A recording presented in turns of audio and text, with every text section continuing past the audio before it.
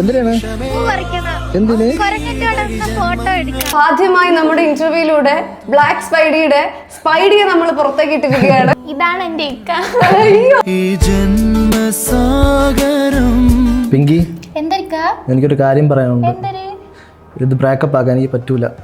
ഒരു മിനിറ്റ്, ഇക്കാക്ക് സ്നേഹത്തോട് കുറച്ച് മാങ്ങ ജ്യൂസ് എടുക്കട്ടാ? വേണ്ട. ഇന്ന കുടി. വേണ്ട. കുടി. വേണ്ട പിങ്കി. ഇക്ക നേരത്തെ എന്തൊന്നും പറഞ്ഞായിരുന്നല്ല? ഞാൻ ഒന്നും പറഞ്ഞില്ല. എന്തൊരു ബ്രേക്കപ്പ് എന്നൊക്കെ? ഇല്ലില്ല, ഞാൻ പറഞ്ഞില്ല. 19 വയസ്സിലാണ് നിങ്ങൾ പ്രണയിച്ച് തുടങ്ങുന്നത് അല്ലേ?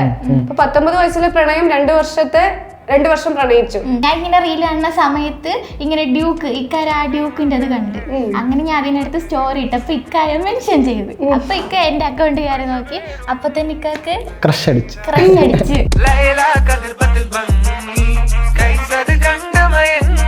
അപ്പൊ ശരിക്കും ഉമ്മേനെ വിളിച്ചിട്ട് ആദ്യം എന്താ പറഞ്ഞേ? നേരത്തെ ഇവള് വീട്ടിൽ പറഞ്ഞിട്ടുള്ള ഒരു കാക്ക ഇതേപോലെ മെസ്സേജ് അയക്കുന്നുണ്ട്, കല്യാണത്തിന് കാര്യം പറഞ്ഞ് മെസ്സേജ് അയക്കുന്നുണ്ടെന്ന് പറഞ്ഞായിരുന്നു. അപ്പൊ ഞാൻ വിളിച്ചപ്പോ മാമിക്ക് കാര്യം അറിയായിരുന്നു. ഇത് ശരിക്കും കല്യാണത്തിന്റെ ബ്രോക്കർ ആരാ? കമന്റ്സിൽ വരുന്ന ഭയങ്കര നെഗറ്റീവ് കമന്റ്സ് ആണ് അല്ലെ? കുറെ പേർക്ക് ഡൗട്ട് ഉണ്ട്. അത് ശരിക്കും ഞാൻ കണ്ടത് ക്യൂട്ട്നെസ് വാരി അറിയാന്നല്ല, അതിന്റെ വേറൊരു വേർഡിലാണ്.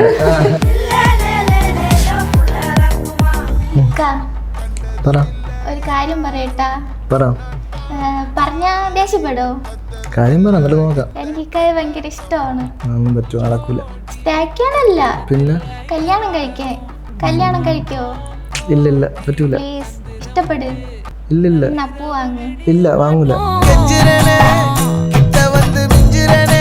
A few moments later. വാങ്ങിരിക്കാ. തേക്കാനല്ലേ? എനിക്ക് ഇഷ്ടമാണെന്ന് പറഞ്ഞില്ലേ? ശരിക്കും നിങ്ങൾക്ക് ഒരു വരുമാനം എന്നൊക്കെ പറയുകയാണെങ്കിൽ അത് ഈ സ്വിഗ്ഗി തന്നെയാണോ, അല്ലെങ്കിൽ നമ്മുടെ സോഷ്യൽ മീഡിയയിൽ നിന്ന് എന്തെങ്കിലും കിട്ടാറുണ്ടോ? സ്വിഗ്ഗി തന്നെ, ഉറപ്പായിട്ടും. സ്വിഗ്ഗിയാണ് നിങ്ങളുടെ ഉപജീവന മാർഗം. അപ്പൊ പ്രണയിക്കുന്ന സമയത്ത് പ്രസ്സിലായിരുന്നു വർക്ക് അല്ലേ? എനിക്ക് വേണ്ടിയാണ് ആ ജോലി പോയ. അത് എന്റെ കഴുത്തിൽ ഇടയ്ക്ക് ഒരു സർജറി ഉണ്ടായിരുന്നു, ഒരു 9 മാസം ആവും. അപ്പൊ ഇക്കാണെങ്കിൽ ഫുൾ ദിവസവും വീട്ടിൽ പോവാതെ ഞങ്ങളെ റൂമിന്റെ വാതിന്റെ അവിടെ ഒക്കെ ആയിരിക്കും, എപ്പോഴും ഞങ്ങളെ കൂടെ കാണും. വെളുപ്പിലെ നഴ്സുമാര് വന്ന് ബ്ലഡ് ഒക്കെ എടുക്കാൻ വേണ്ടിയിട്ട് വിളിക്കുമ്പോ ഇക്കാണ് ഓടി വരണ. ഇക്ക വീട്ടിൽ പോവാതെ വന്ന് നിൽക്കും. അതിനുശേഷം ഇക്ക എനിക്ക് ഭയങ്കര ഭ്രാന്തായത് ഇക്കാന്ന് പറയുമ്പോ. ഇപ്പൊ ഭ്രാന്ത് കൂടിയോ കുറഞ്ഞോ? ഇപ്പോഴും ഉണ്ട്. Hello, welcome to variety media. ഞാൻ നൈനിഷ. ഇന്ന് എൻ്റെ കൂടെ ഒരു കപ്പിളുണ്ട്.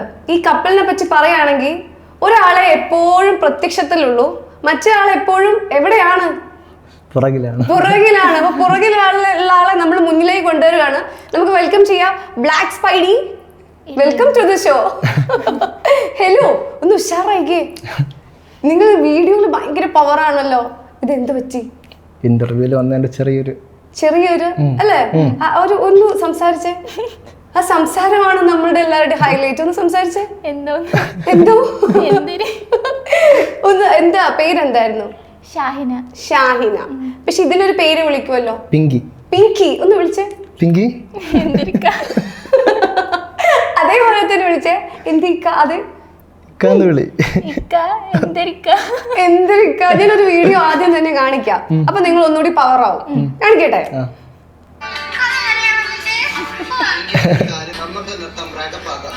എനിക്ക് സഹിക്കാൻ പറ്റൂല, അത്ര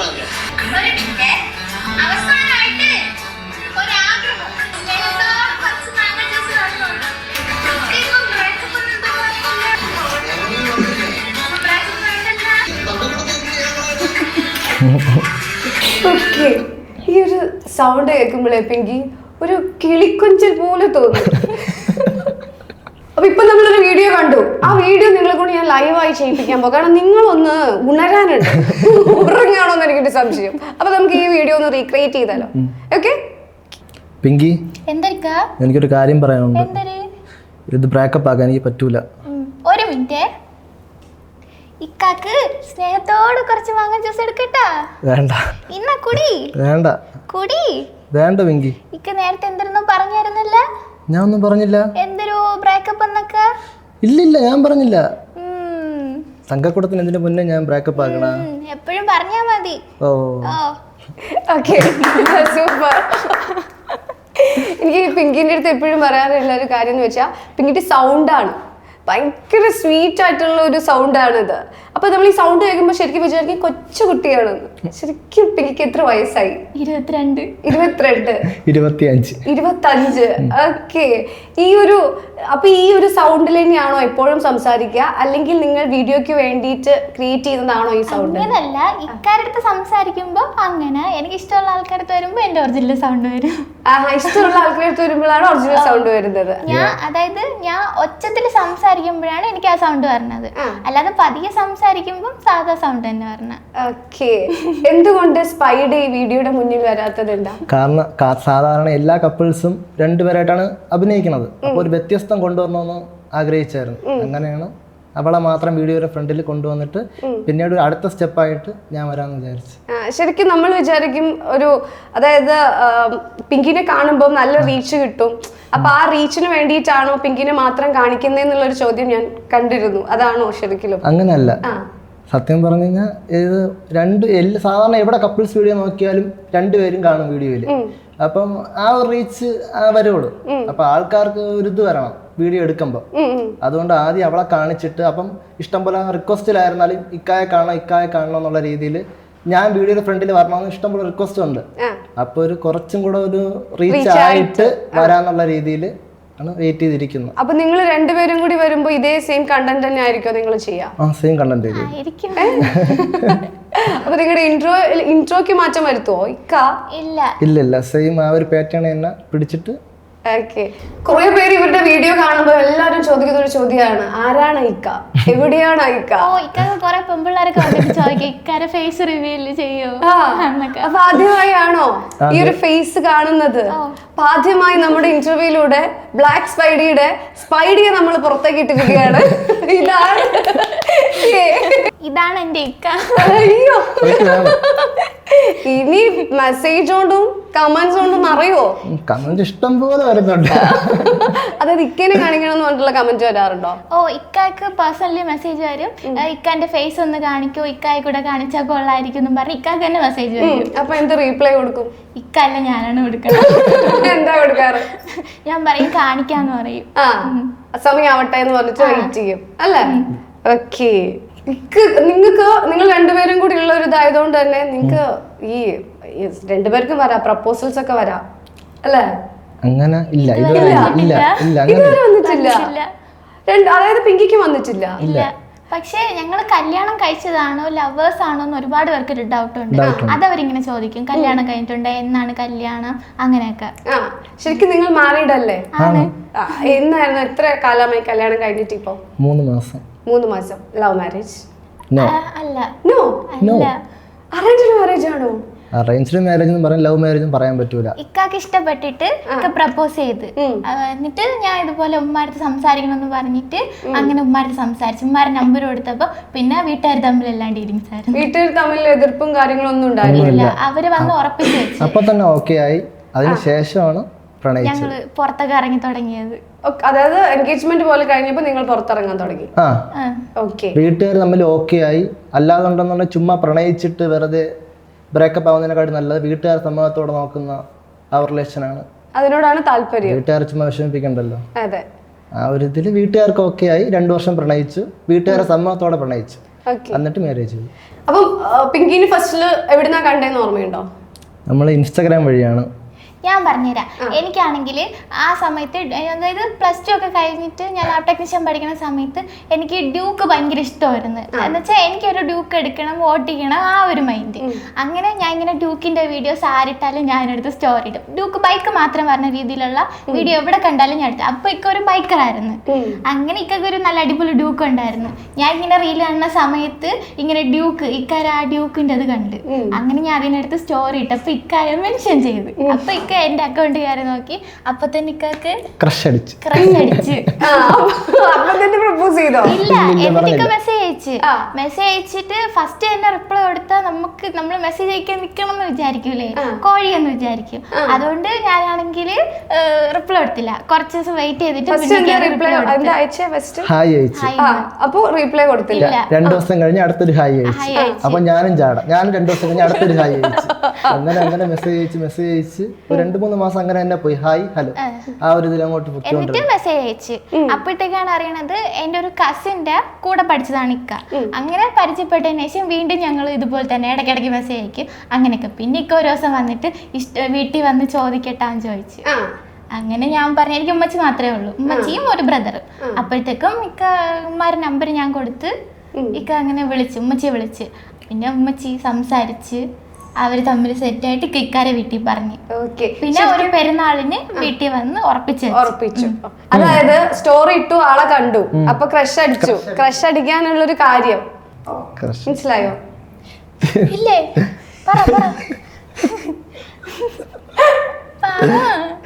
കുറച്ച് ഭംഗി, അല്ല ഭംഗി, കുറച്ച് ഭംഗി, ഭംഗി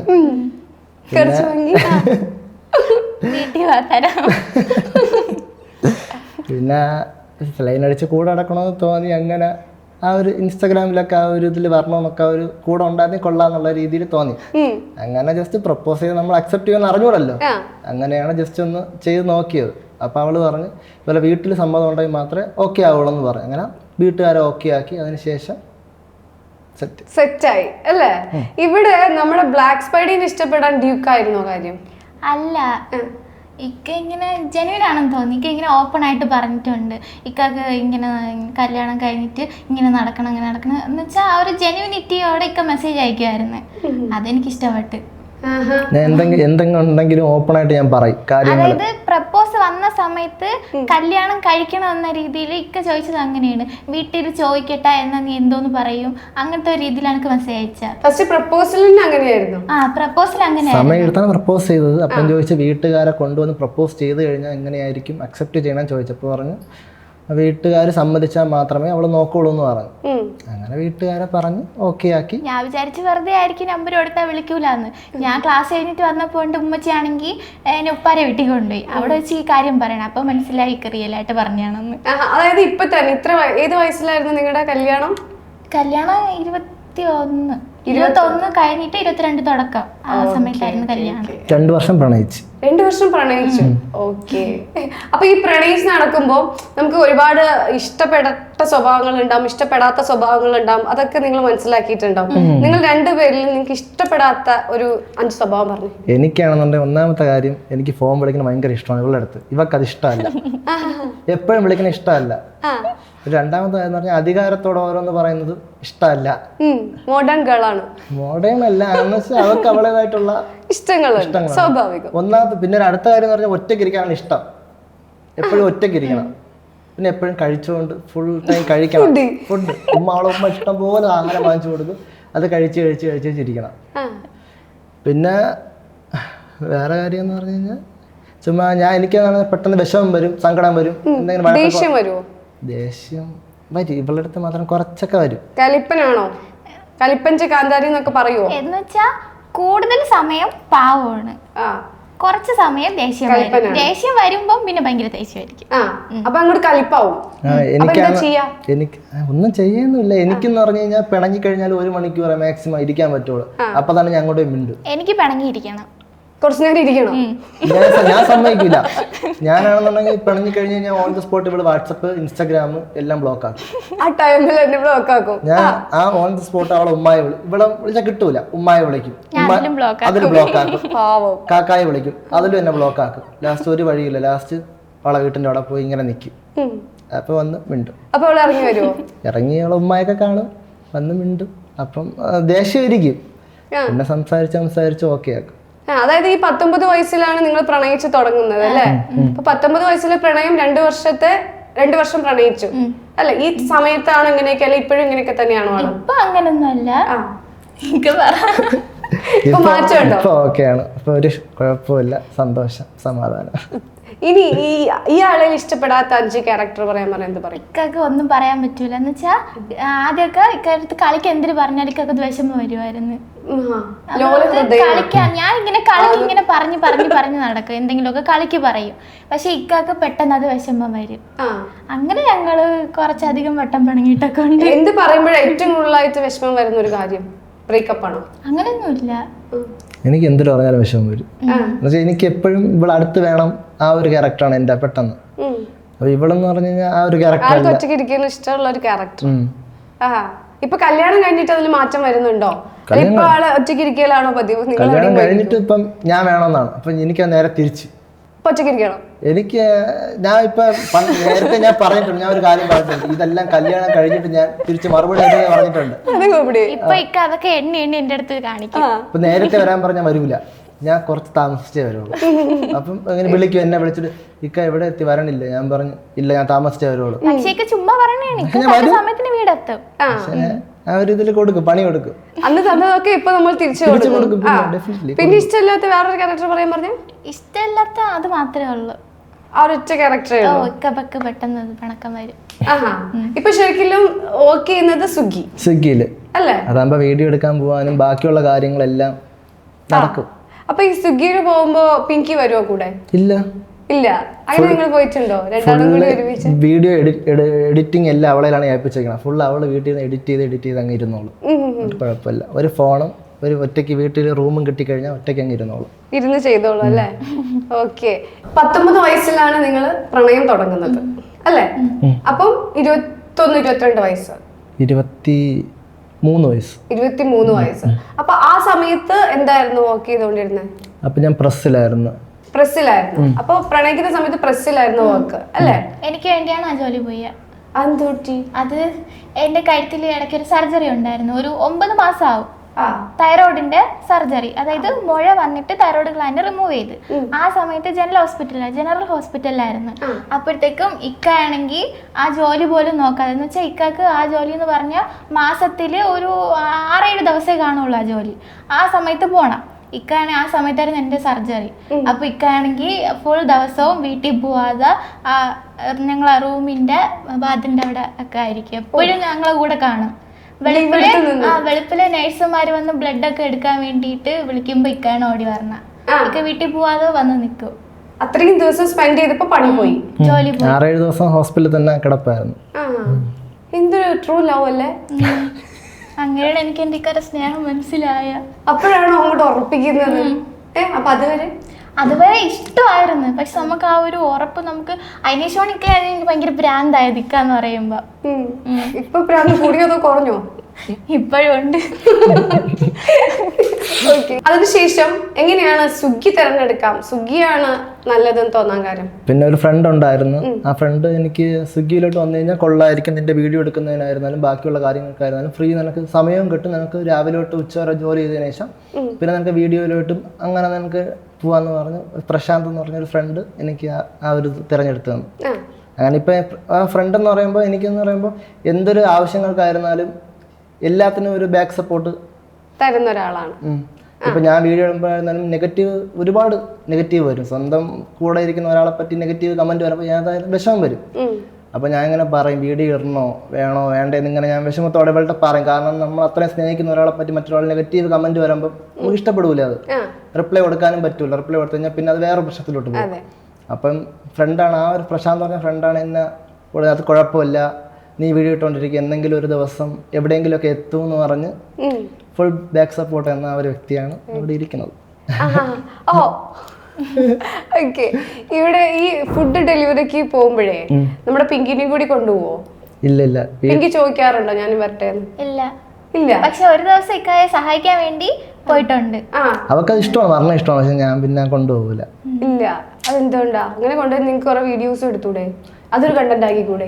എടുക്കാം, പക്ഷെ അത് അതിൻ്റെതായ എല്ലാ ജോലിക്കും അതിൻ്റെതായ പാടും കാര്യങ്ങളും അല്ല, എല്ലാ ജോലിക്കായാലും അതിൻ്റെതായ പാടും കാര്യങ്ങളെല്ലാം ഉണ്ട്. പിന്നെ രാവിലെ പോയിട്ട് പിന്നെ അത്രയും കഷ്ടപ്പെടണം. നമ്മളിപ്പോൾ പൈസ കിട്ടുമ്പോൾ അതിൻ്റെതായ കഷ്ടപ്പാടുകളും എല്ലാ ജോലികൾക്കും ഉണ്ട്. പിന്നെ അവൾക്ക് അവളെ കുറച്ച് ജോലി ഞാൻ കൊടുത്തിട്ടുണ്ട്, എഡിറ്റിങ്ങും ആ കാര്യങ്ങളൊക്കെ അവൾക്ക് കൊടുത്തിട്ടുണ്ട്. അപ്പൊ അത് അവള് ചെയ്യുമ്പോൾ ഞാനും അതിന് പോയിട്ട് വരും, രണ്ടും ഓക്കെയാണ്.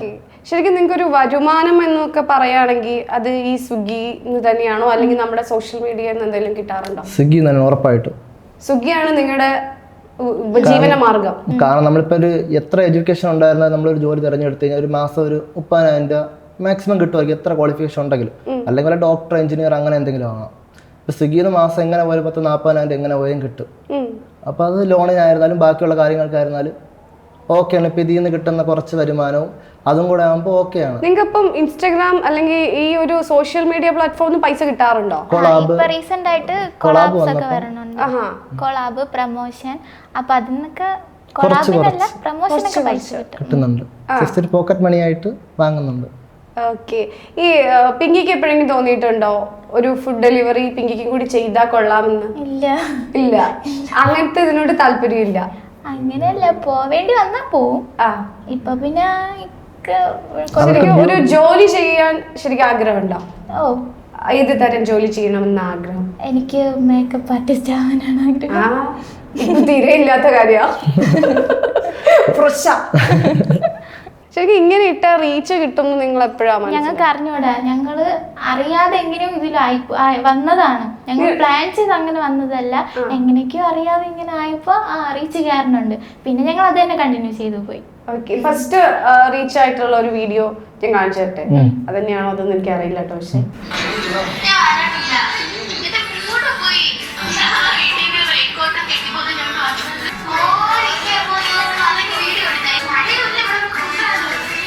മഴ ഇങ്ങനെ ഒരാളെ പറ്റിക്കാൻ പാടില്ല. ഇങ്ങനെ മഴ വന്നപ്പോ ഞാൻ പെട്ടെന്ന് റെക്കോർഡ് എടുത്തിട്ട്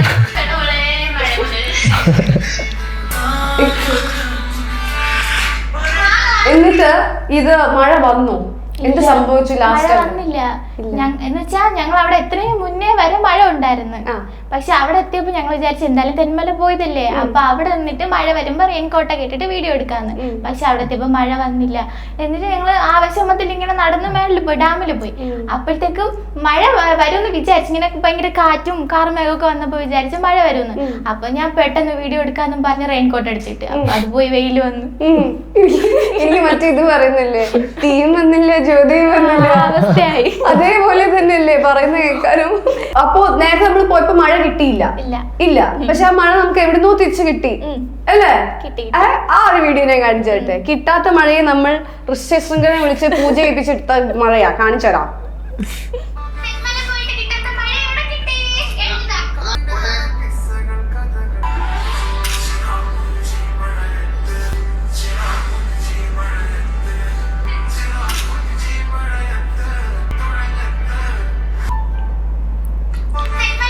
ഓക്കെ.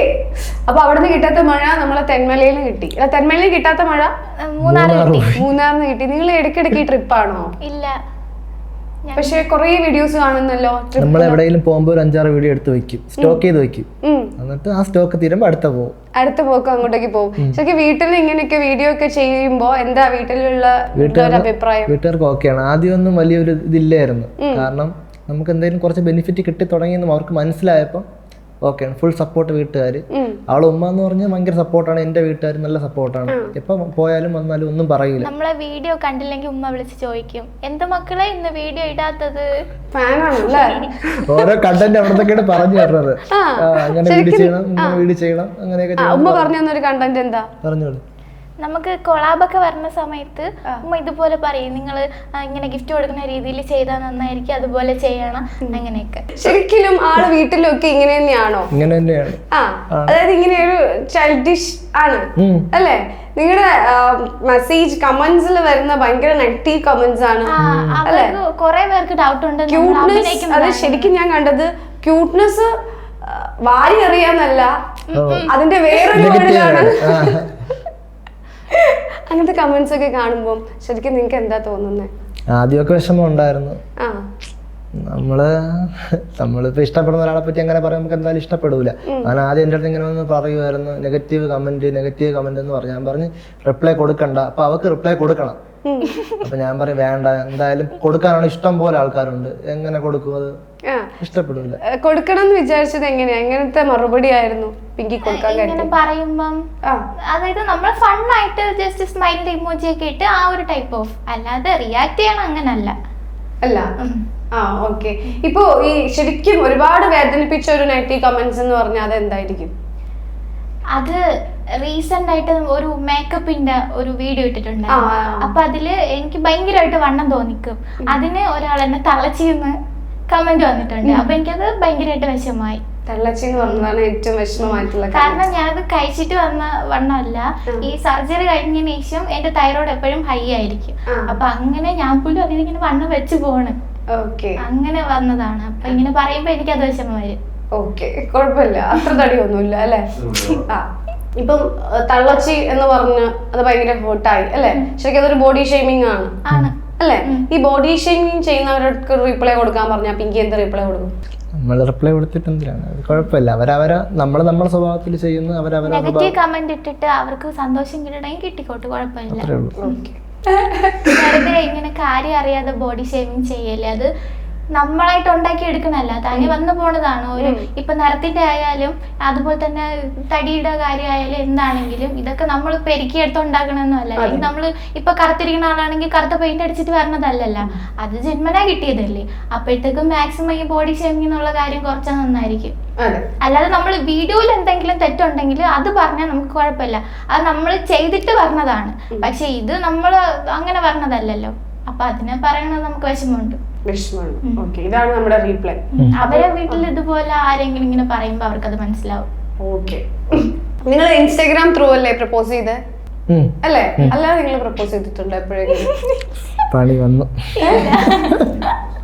അല്ല, നിങ്ങൾ ശരിക്കും ലൈവായിട്ട് നിങ്ങൾ പ്രപ്പോസ് ചെയ്തിട്ടുണ്ടോ ഇൻസ്റ്റാഗ്രാം ത്രൂ അല്ലാതെ? ഇതുവരെ ഇല്ല. 2 വർഷം പ്രണയിച്ചിട്ട് ഇല്ല. ഇല്ല. അപ്പൊ നമുക്ക് ചെയ്യണ്ടേ? ആഗ്രഹമില്ലേ ചെയ്യണമെന്ന്?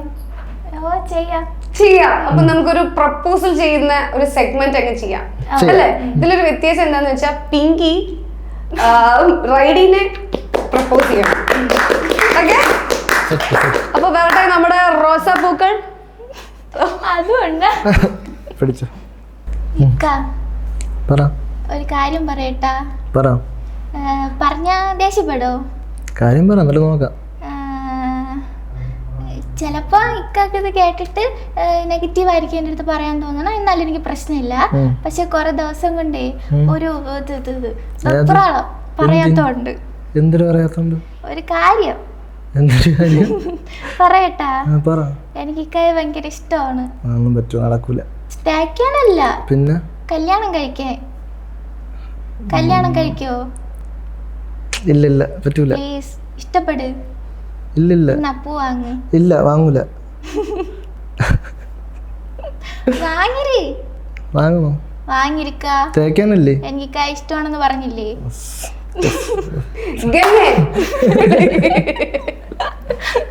ആ ഫസ്റ്റ് വന്ന നിഷ്കളങ്കമായത് എത്ര വേഗമാ ഇങ്ങനെ മാറിപ്പോയത് അല്ലേ? ദേഷ്യം വരുമ്പോ ഇങ്ങനെയൊക്കെ തന്നെ. അതായത് ഇങ്ങനെ സ്വീറ്റ് ആയിട്ട് പിന്നെ അങ്ങ് കേറി അടിക്കാണോ പതിവ്? അടിക്കൂല, ദേഷ്യം വരും. ടോണൊക്കെ മാറി, അടിപൊളി, സൂപ്പർ. ഇത് ശരിക്കും കണ്ടാ പറയില്ലല്ലേ ആദ്യത്തെ ഒരു പ്രപ്പോസലാന്ന് തോന്നിയോ? ഫീൽ ചെയ്തോ അങ്ങനെ? ഇതിന് മുമ്പ് വേറെ ആരും പ്രപ്പോസ് ചെയ്തിട്ടുണ്ടോ? ഇല്ല, ഞാൻ അങ്ങോട്ട് ചെയ്തിട്ടില്ല. ഇങ്ങോട്ടേക്ക് വന്നിട്ടുണ്ടോ? അന്നിച്ച് എന്തുകൊണ്ട് അവരെ റിജക്ട് ചെയ്തു? അവർക്കില്ലാത്ത എന്താണ് നമ്മുടെ സ്പൈഡിയിൽ കണ്ടത്? എന്താ അതെനിക്ക് അറിഞ്ഞൂടാ. വീട്ടില് കല്യാണ ആലോചന വന്നോണ്ടിരിക്കുകയായിരുന്നു. അപ്പോഴത്തേക്കും ആ സമയത്താണ് ഇക്കായി വന്ന് പ്രപ്പോസ് ചെയ്ത. അപ്പൊ പിന്നെ ഞാൻ നമ്പർ കൊടുത്തിട്ട് അവർക്ക് എളുപ്പമാക്കി കൊടുത്ത്. സ്പൈഡി ഫസ്റ്റ് ആയിട്ട് പ്രപ്പോസ് ചെയ്യുന്നത് നമ്മുടെ പിങ്കിനെയാണോ?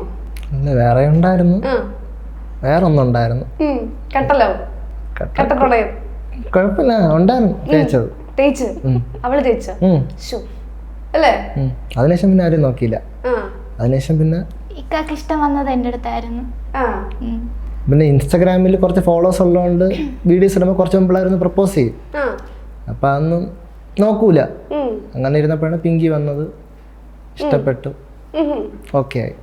ഇത് പ്രപ്പോസ് ചെയ്യുന്നു, അപ്പൊ നമ്പർ കൊടുക്കാ ചെയ്ത. നമ്പർ കൊടുത്തു. പക്ഷെ കൊറേ നാള് എന്നെ ഓട്ടിച്ചിട്ടാണ് നമ്പർ തന്നത്. 3-4 മാസം ഹായ് ഹലോ ആ ഒരു ബന്ധം മാത്രമേ ഉള്ളായിരുന്നു. എന്നിട്ടാണ് ഓക്കെ ആയെന്ന് തോന്നുന്നു, ജെന്യൂൻ ആണെന്ന് തോന്നിയതിനു ശേഷമാണ് നമ്പർ തന്നത്. എന്നിട്ട് നേരെ ഞാൻ അവളെ ഉമ്മായെ വിളിച്ചു. അപ്പൊ ശരിക്കും ഉമ്മേനെ വിളിച്ചിട്ട് ആദ്യം എന്താ പറഞ്ഞേ? നേരത്തെ ഇവള് വീട്ടിൽ പറഞ്ഞിട്ടുണ്ട് ഒരു കാക്ക ഇതേപോലെ മെസ്സേജ് അയക്കുന്നുണ്ട്, കല്യാണത്തിന് കാര്യം പറഞ്ഞ് മെസ്സേജ് അയക്കുന്നുണ്ടെന്ന് പറഞ്ഞായിരുന്നു. അപ്പൊ ഞാൻ വിളിച്ചപ്പോ മാമിക്ക് കാര്യം അറിയായിരുന്നു, ഇതിനാണ് ഞാൻ വിളിക്കണേന്ന് അറിയായിരുന്നു. അങ്ങനെ വിളിച്ചപ്പോ അവർക്ക് ഓക്കെ ആയിരുന്നു. ശരിക്കും നമ്മുടെ നാട്ടിലൊക്കെ ഇത് ബ്രോക്കർമാർ അധികം ചെയ്യാ, കല്യാണം അല്ലേ? ഒരാളെ ഇഷ്ടപ്പെടുന്നു, അവരുടെ വീട്ടുകാരുടെ നമ്പർ കൊടുക്കുന്നു, ബ്രോക്കറേജ് കിട്ടുന്നു അല്ലേ? ഇത് ശരിക്കും കല്യാണത്തിന്റെ ബ്രോക്കർ ആരാ? ഞാൻ ആ ഒരു സിസ്റ്റം ഇവിടെ വന്നേ അല്ലേ? ഓക്കെ. അപ്പൊ ഫസ്റ്റിൽ ഉമ്മ പറഞ്ഞപ്പോ ഉമ്മയുടെ റിയാക്ഷൻ എന്തായിരുന്നു? അന്ന് ഉമ്മ എന്താ പറഞ്ഞേ? ഓക്കെ ആയിരുന്നു. ഫസ്റ്റ് പറഞ്ഞപ്പോ തന്നെ ഓക്കെ ആയിരുന്നു. എന്താ പറഞ്ഞപ്പോ? ഫസ്റ്റില് ഓക്കെ ആക്കണമെങ്കിൽ ഈ ആൾക്ക് പറഞ്ഞു കൊടുത്തേ, ആർക്കെങ്കിലും ഉപകാരപ്പെടട്ടെ. ഇക്കാര്യത്തൊന്നും ചോദിച്ചില്ലേ? എൻ്റെ അടുത്ത് ജോലി ചോദിച്ച്, അപ്പൊ ജോലി പറഞ്ഞ്, പിന്നെ വീട്ടുകാരും ചോദിച്ചു. വീട്ടുകാരാ അത് അവർക്കെന്ന് പറയുമ്പോൾ ആദ്യം സാമ്പത്തികമായിട്ട് കുറവായിരുന്നു. എങ്ങനെയെങ്കിലും ഇവളെങ്ങനെയും കെട്ടിച്ച് വരണം ആ ഒരു ഇതായിരുന്നു മാമിക്ക്. എങ്ങനെയെങ്കിലും കെട്ടിച്ചങ്ങ് പറഞ്ഞേക്കണം. അങ്ങനല്ല, എൻ്റെ ഉമ്മച്ചിയുടെ ലൈഫിന്റെ ഏറ്റവും വലിയൊരു ഡ്രീമായിരുന്നു എൻ്റെ കല്യാണം. എന്നുവെച്ചാ എൻ്റെ കല്യാണത്തിലൂടെയാണ് ഉമ്മച്ചി ലൈഫിൽ ജയിച്ചത് കുറെ പേരെ മുന്നില്. ശരിക്കും എന്തായിരുന്നു വീട്ടിൽ അങ്ങനെ പറയാൻ കാര്യം? ഉമ്മച്ചി സിംഗിൾ പാരന്റ് ആയിരുന്നു. 4 വയസ്സ് മുതൽ, എനിക്ക് 4 വയസ്സുള്ളപ്പോ എൻ്റെ വാപ്പ സെപ്പറേറ്റ് ആയി. അത് കഴിഞ്ഞിട്ട് ഉമ്മച്ചിയാണ് എന്നെ എൻ്റെ ഇക്കായം വളർത്തിയത്. അപ്പോൾ ഞങ്ങൾക്ക് അത് ഇട്ടിരിക്കുന്ന ഡ്രസ്സ് മാത്രമേ ഉള്ളുമായിരുന്നു ആ സമയത്ത് ഞങ്ങളെന്ന് പറയാൻ വേണ്ടിയിട്ട്. അങ്ങനെ അതിൽ നിന്ന് ഉമ്മച്ചി ഒറ്റയ്ക്ക് കഷ്ടപ്പെട്ട്, ഇപ്പം നമ്മൾ ഒരു ജോലിക്ക് വേണ്ടി എന്തുമാത്രം കഷ്ടപ്പെടണം നമുക്കറിയാം.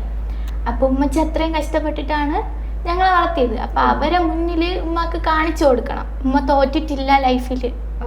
അങ്ങനെ ഉമ്മ ജയിച്ചത് എൻ്റെ കല്യാണത്തിലായിരുന്നു. ഓക്കെ. അപ്പോൾ ഉമ്മക്ക് കുഴപ്പമില്ല. അത് പറയുമ്പോൾ ഭയങ്കര ഒരു ഇതുണ്ട് അല്ലേ? അപ്പൊ ഒറ്റയ്ക്ക് ഒരു മോളുടെ കല്യാണം നടത്തുക എന്ന് പറയുമ്പോൾ ഉമ്മക്ക് ഭയങ്കര പ്രൗഡായിരിക്കും. അപ്പം ശരിക്കും ആ ഒരു സമയത്ത് ഉമ്മേന്റെ അടുത്ത് എങ്ങനെയാ സ്ത്രീധനം അങ്ങനെയൊക്കെ നിങ്ങളുടെ? അവരൊന്നും ചോദിച്ചില്ല. അപ്പൊ ഉമ്മക്ക് ആ ഒരു ടെൻഷൻ ഉണ്ടായിരുന്നു? അത് ഇങ്ങനെ വന്നപ്പോ തന്നെ നമ്മൾ പറഞ്ഞിട്ടുണ്ടായിരുന്നു, ഇങ്ങനെ സ്ത്രീധനം ചോദിച്ചാൽ ഞങ്ങളെ കയ്യിൽ തരാനില്ല. അപ്പോഴത്തേക്ക് ഇക്കാര്യം പറഞ്ഞ് എനിക്ക് അതൊന്നും വേണ്ട. അപ്പൊ ഇക്കാരെ വീട്ടുകാരും അത് തന്നെയാണ് പറഞ്ഞത്, അവർക്കതൊന്നും വേണ്ട എന്ന് പറഞ്ഞിട്ട് അങ്ങനെ.